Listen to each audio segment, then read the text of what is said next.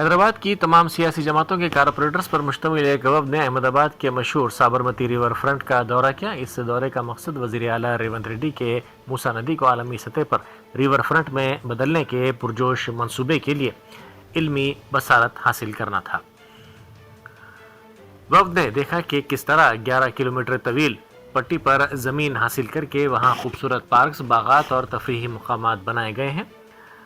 गंदे पानी को नदी में गिरने से रोकने और पानी को साफ रखने के जदीद निज़ाम का मुताला भी किया गया।